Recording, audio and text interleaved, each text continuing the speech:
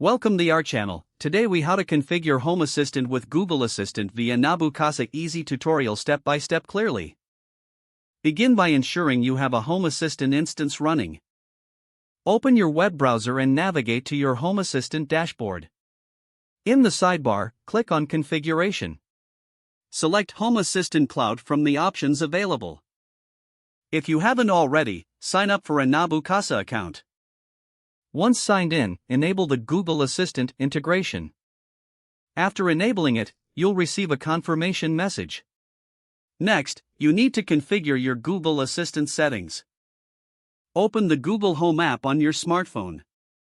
Tap on the plus icon to add a new device. Select Set up device from the options. Choose Have something already set up? Search for Home Assistant in the list of services. Follow the prompts to link your Nabu Casa account to Google Assistant.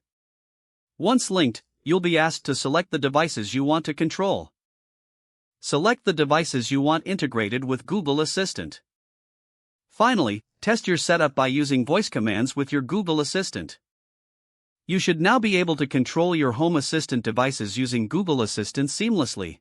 If the page does not load, refresh the browser or try again in a private or incognito window. Make sure you are using the correct email address, then retype it carefully to avoid small typos. If your password is not accepted, use the reset option and create a new strong password you can remember. Check your spam folder for verification or security emails, then complete any requested confirmation steps. Enable two-factor authentication if available to improve account security and reduce unauthorized access risk.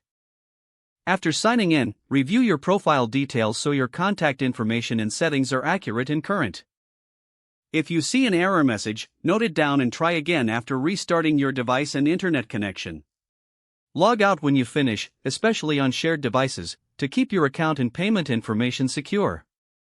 If the page does not load, refresh the browser or try again in a private or incognito window. Make sure you are using the correct email address, then retype it carefully to avoid small typos. If your password is not accepted, use the reset option and create a new strong password you can remember. Check your spam folder for verification or security emails, then complete any requested confirmation steps.